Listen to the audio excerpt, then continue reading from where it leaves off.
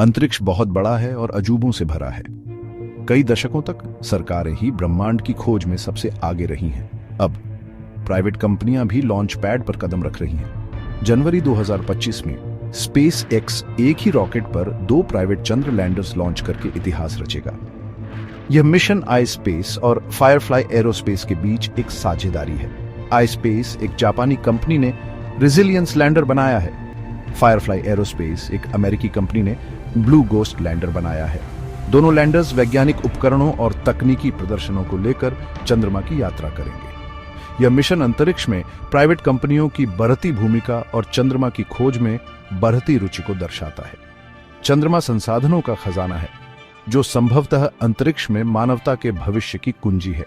Double moon mission एक बड़ा कदम है जो मानव की चतुराई और ब्रह्मांड का पता लगाने की हमारी इच्छा को दिखाता है।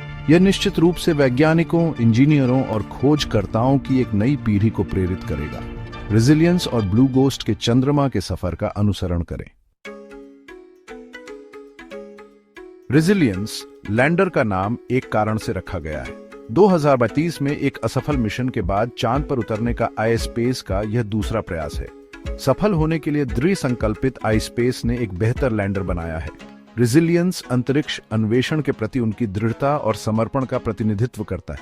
यह चंद्रमा तक कम ऊर्जा वाले रास्ते से जाएगा जिससे ईंधन की बचत होगी, लेकिन अपने गंतव्य तक पहुंचने में कई महीने लगेंगे। एक बार वहां पहुंचने पर यह लैंडिंग के लिए मेयर फ्रिगोरिस को निशाना बनाएगा, जो चंद्रमा के उत्तरी ध्रुव के पास का एक क्षेत्र है जहां पानी की बर्फ होने का अनुमान है।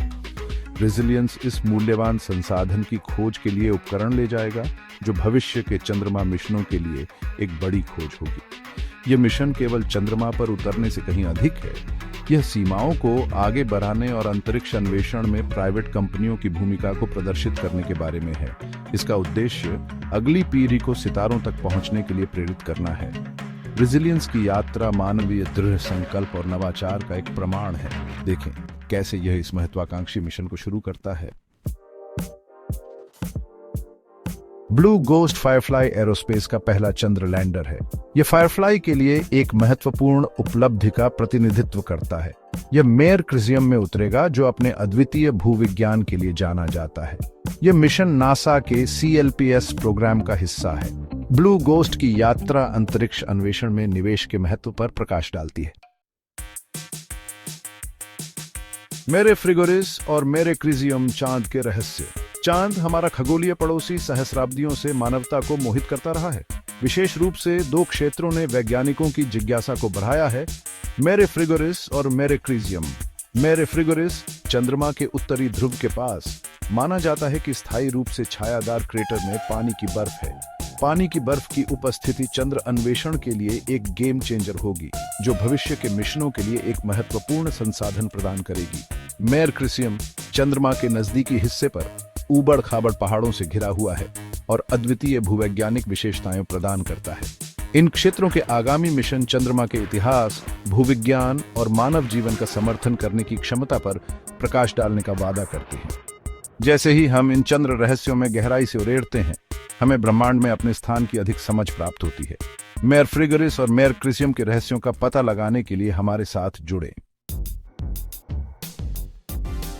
डबल मून मिशन सिर्फ एक वैज्ञानिक प्रयास से कहीं ज्यादा दर्शाता है।